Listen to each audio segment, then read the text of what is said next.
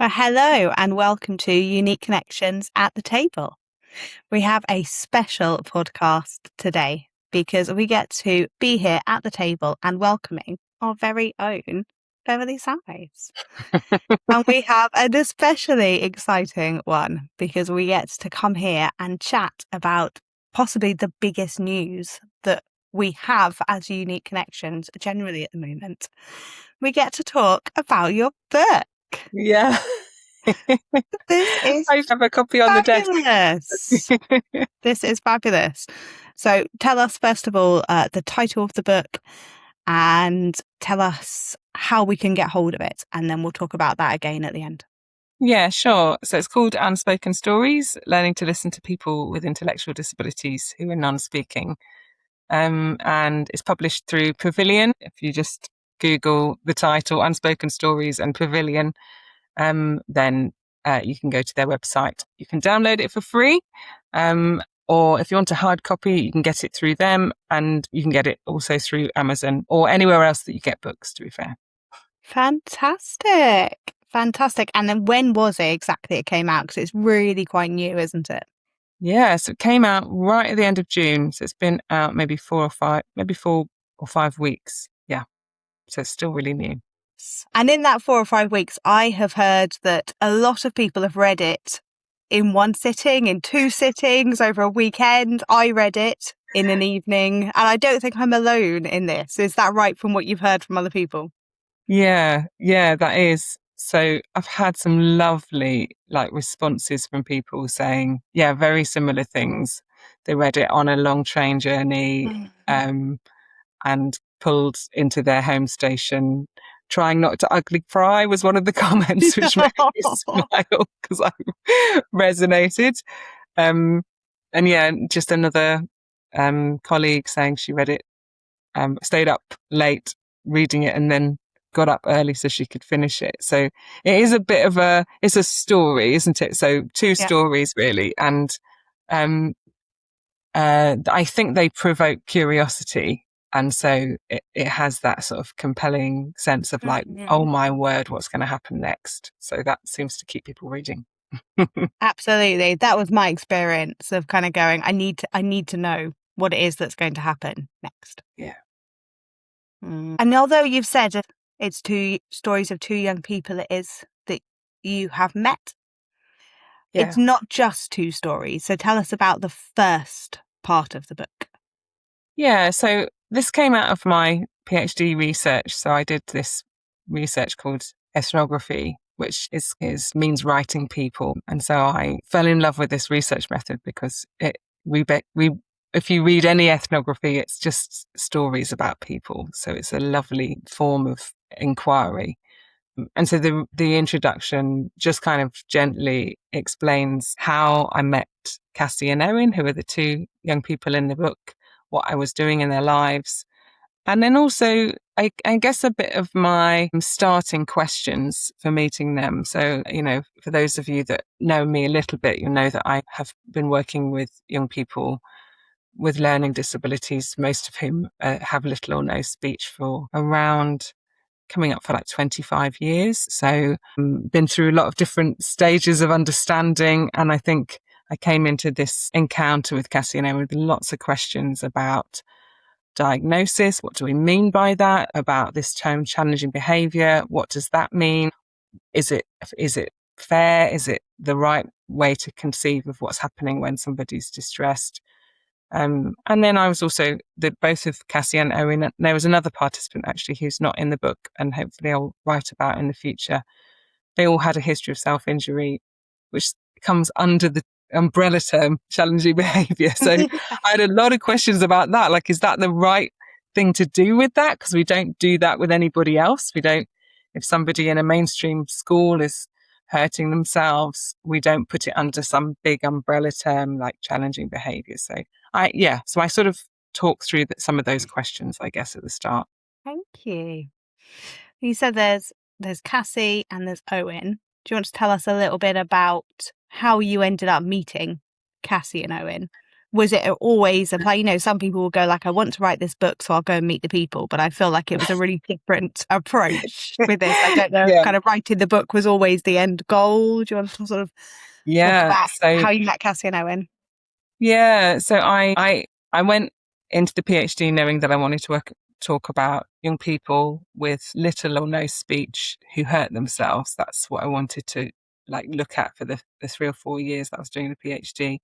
I think as time went on, I realized that there wasn't really any traditional research methods for that. So I came up with this idea about an ethnography, and then was supported by just some really like helpful people to get connected with a residential special school, they're often called. So these are like places where teenagers are usually out of county services run by charities or private organizations, and they offer education, but also like they might call it residential, but it's really a children's home. It's children in care. So yeah, I was connected with this organization who very, very generously agreed for me to come in as a researcher, and then thought about who it would be useful for me to connect with in the research. And so, yeah, I had these 3 participants, Jacob, Cassie and Owen, not their real names. And then we went through these very long consent processes, which are quite complicated. And actually, there's a published paper that's also open access where I talk through that whole process and how they were included in that. And there was always an agreement that I would publish. And if there was publishable stuff, you never know when you go into research whether you'll publish at the end. But actually, I did go back to the ethics committee because there wasn't a plan to write a book. I had no idea the quality or the detail of sharing that the 3 young people were going to engage in with me. And so, yeah, I had no intention of writing a book. So I actually went back to the ethics committee, and then they gave a separate ethical approval for me to write this book. And so it's been quite a different and unusual journey. And I think the importance of having that space to be able to tell their stories to you feels so much the theme, isn't it? It's the title, it runs throughout. And it feels that, for me anyway, wanting to keep reading both of their stories and to find out what happened next was that unraveling of the story.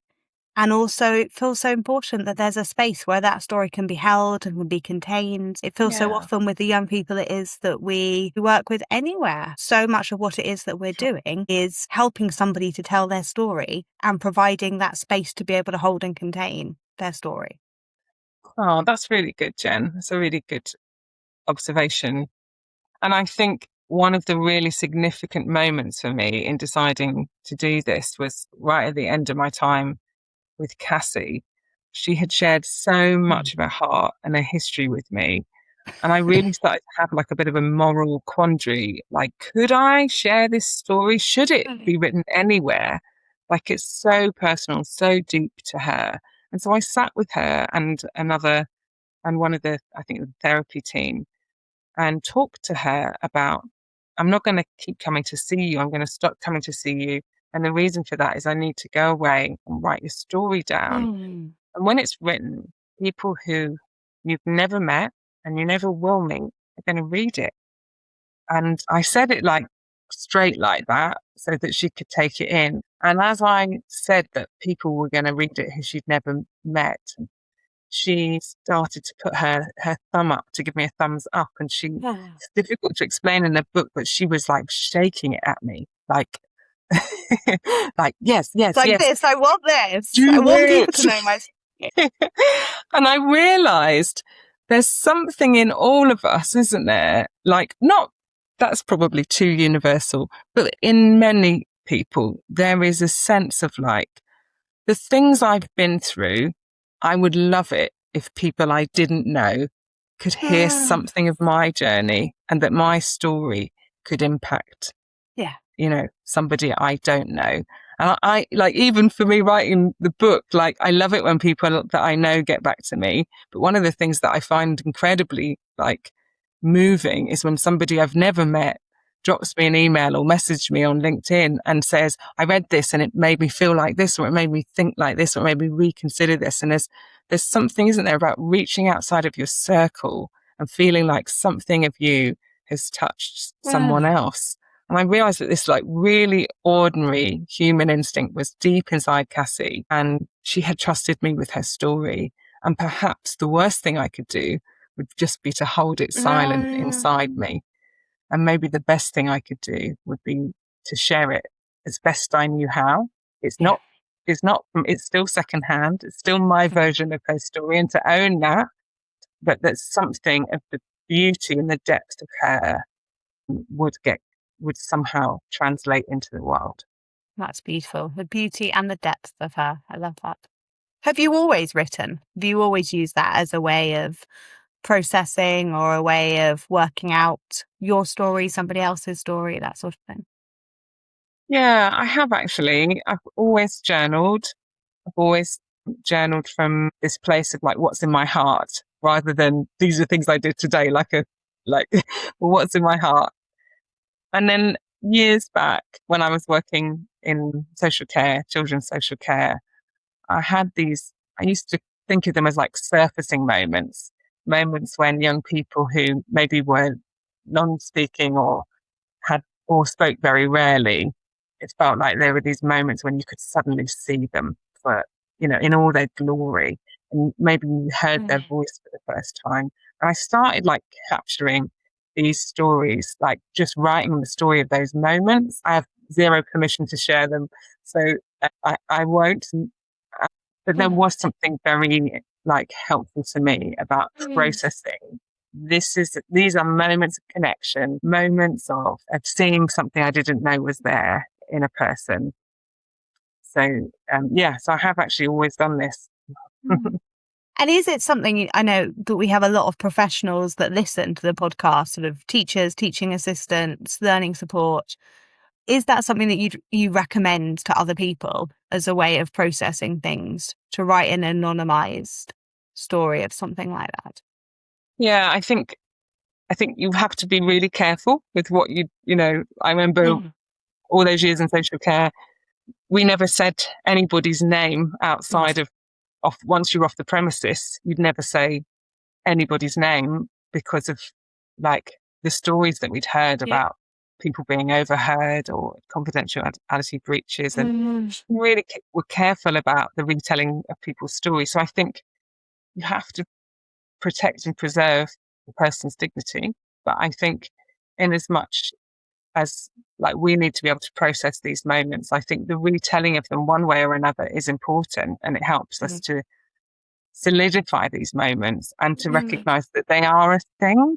Because I think lots of people have connecting moments with a child, and particularly if you're working with someone who you've never heard speak and then they speak, there's a part of your brain that goes, that didn't happen. And we see it happening with Owen, actually, mention it at the end of the book.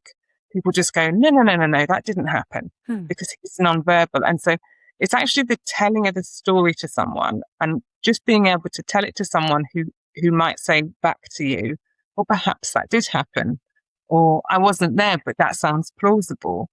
That helps you to be like deal with the doubting voice that tells you this was nothing and you should just carry on with your concrete work, filling out your forms, cooking the food, just don't worry about that stuff. That's nothing. In a world where everything gets recorded, there is no place to record moments of connection, moments of emotion.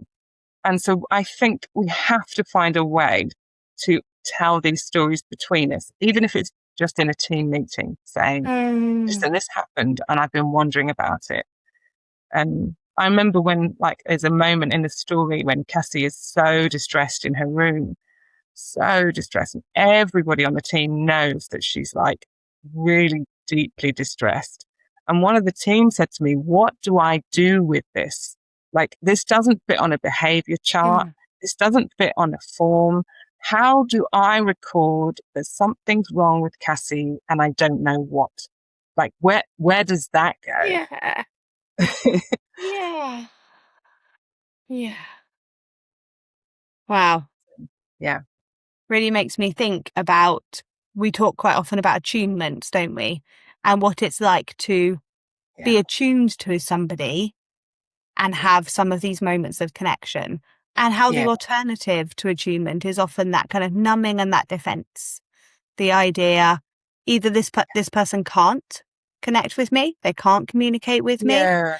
or I am so busy disconnecting from myself and the emotion that I'm feeling in myself that I'm going to focus on the real tangible things, like filling out forms, like making lunch, like wiping tables, these kind of things, that we end up missing through the disconnection with ourselves. We miss those moments of connection and attunement Yeah. that we get with the young people that we know, and just what a loss that is, both for us Yeah. and how it is for the young person it is that we're working with. And it's that avoidance Mm. is baked into the system. It's not because a staff member doesn't have Mm. capacity. I remember similarly with Cassie, like there's a moment in a story when she's hanging on the back of the chair and Mm. she's just weeping and weeping and weeping. And one of the staff members pulls me over it and he says it's because she didn't get to go on the bus. All the other children have gone on the bus. And I said, with all due respect, it's not that. It's something. And I explain a little about what she has been clear. It's about a deep grief that she's going Mm. through. And he says to me, okay, but it is usually the bus. Like he just can't, there's nowhere for him to put the complexity of what I've just said, Yeah. even though it's quite straightforward. Like she's Mm. grieving a family loss. Mm. Um, and also there's no form to put it on. He Yeah. can put on the ABC chart. She didn't get to go on the bus. She was super sad. We distracted her and now she's okay. We really struggle, don't we, with things that there's no end to. And we can't So, fix. okay, you didn't go on the bus, but next time you can go on the bus. Right. We can sort this next time. Yeah. But with anything like grief, that kind of like, well, what if? What if we can't distract from this? What if actually you are grieving still 3 months Yeah. later, 6 months later, 5 years later? 5 years later.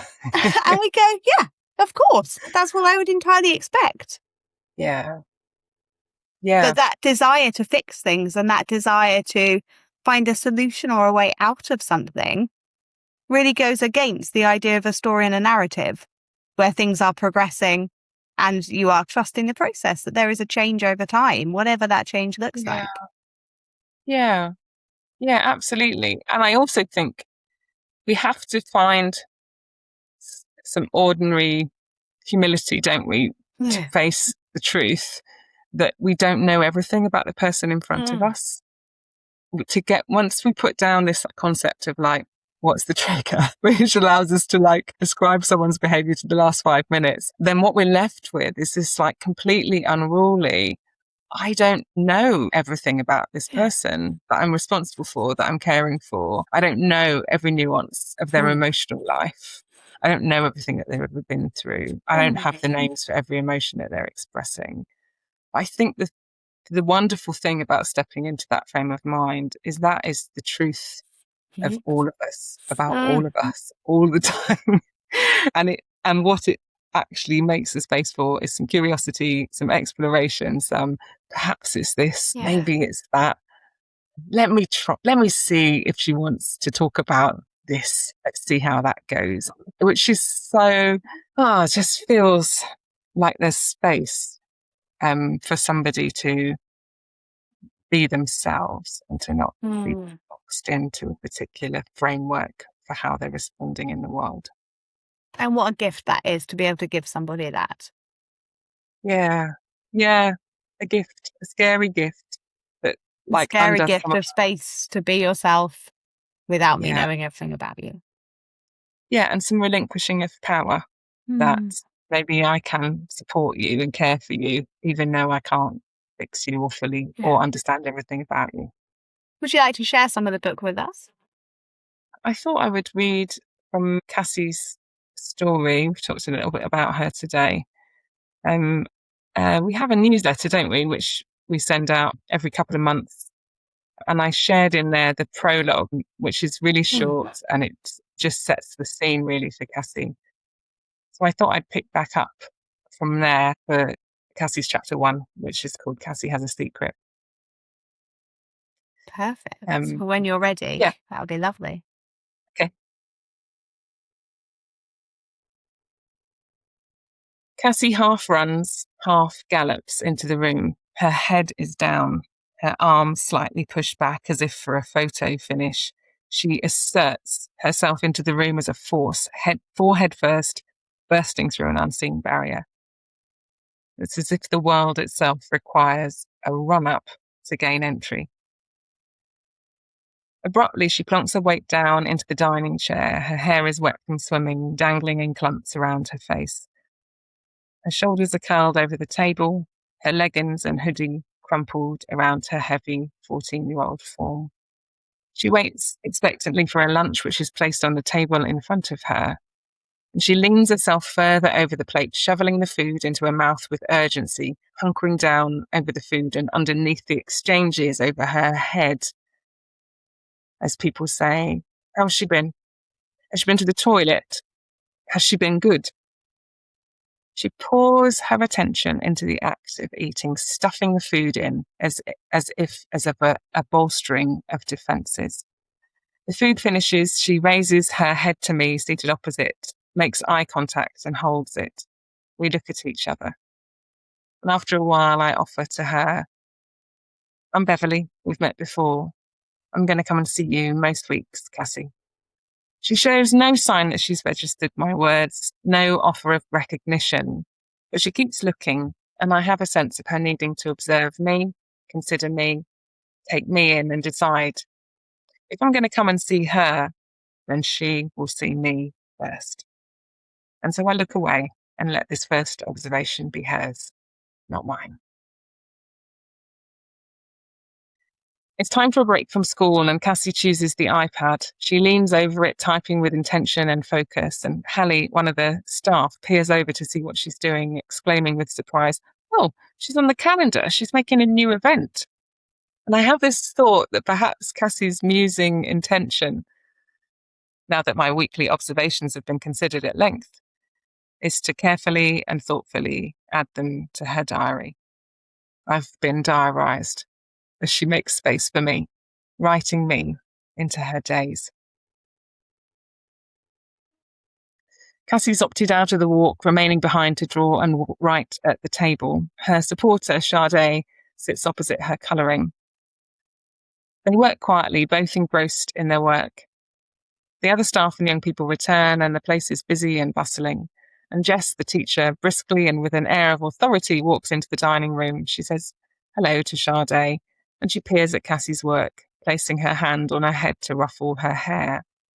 She leaves the room, returning a second time, neither looking at nor addressing Cassie, but running her fingers through her hair again, like a well-formed habit. It's intimate, familiar, tinged with ownership. Cassie doesn't acknowledge her, but keeps her eyes on her work and quickly tucks her harried hair back behind her ears as Jess walks away. Jess returns and hands them a small pack of card and stickers, glue and scissors. As Sade opens it, Cassie immediately reaches for the scissors and begins to cut up a square of yellow paper into tiny pieces. She cuts into a hand, each snip bringing the scissors close to her fingers, close to her hands, like a veiled thread. Sade doesn't look up. Cassie's cutting gets gradually slower and more thoughtful, and I find myself leaning in with curiosity. Then, with absolute stealth and total intention, she moves her left hand that's holding the scissors up to her face, and she rests her chin on the heel of her hand, with the scissors held by the thumb and the forefinger pointing up towards her ear. It's a very natural movement, but I see that the scissors are open and they face towards her neck. Sade doesn't look up. With deliberate care, aware that I'm watching, Cassie snips off several locks of her own hair. I watch the thin locks fall onto her shoulder, silent casualties of reasserted ownership. Cassie puts her hand down, carries on cutting the paper, and several minutes later, Sade looks up and sees the locks of hair on her jumper, gasps quietly, and quickly brushes them onto the floor to be forgotten. Cassie has a secret life. She practices quiet ways to re-establish her sense of self otherwise eroded in casual conversations and absent-minded contact. She's capable of holding herself still as her hair is ruffled like a shared commodity, only to reclaim it later. Her hair to shear. An act wholly for herself. Restoration of ownership through demolition. And she's invited me into it to witness the tiny acts of revolution in which she takes back authority over her body, over her identity. I know already that there is much more going on inside her than the outside would suggest. And I know now that I will need to wait for the quiet moments, the non-moments, when it looks like nothing is happening. These are the moments when the life inside will creep into plain sight, like moonflowers, waiting for the sun to set before stretching open. Thank you. Wow. And you see that, it's the invitations like that, as you are invited into those quiet moments, that make the reader go, I want those quiet moments too. Can we find out what happens next? Wow. Thank you for sharing that. Yeah, you're welcome. It was such a moment for me, realizing that this continual ruffling of a hair by Jess, which felt to me just this like small slight, like, oh, don't do that. That's without acknowledging her, had not gone unnoticed by Cassie and was not going unresisted, but that her resistance was so quiet and so violent to cut the hair that had been ruffled. Absolutely. What a powerful move in a silent way. Yeah. And so if Yeah. people want to find out next what happens with Cassie and to hear all of Owen's story, can search for the book. Do you want to hold it up again? So if you're watching Yeah. the video on YouTube, you can see all the information. Yeah. So if you search for Unspoken Stories and have a look on Pavilion, it's free to download. Just from Pavilion. Yeah, so that's thanks to some funding from the SRC Research Council, who've paid for it to be open access and freely downloadable for everybody, which is super unusual. So I'm grateful to them. What an amazing blessing, though. There doesn't have to be a paper copy for whatever reason isn't right for you. There are so many other ways of reading this, and I love that. Yeah. We've heard sort of many people that have said, actually, it just makes it much more easy for me to read in a way that feels right for me. Yeah, exactly. Oh, then, thanks, Jen. I've really enjoyed talking about it. Thank you. We've got a few other podcasts coming up, haven't we? So it's sort of a one-off special, but we've got sort of links to the book. Particularly, we're thinking of some links to some of the themes within the book. So having some specific interviews with people around some of the themes.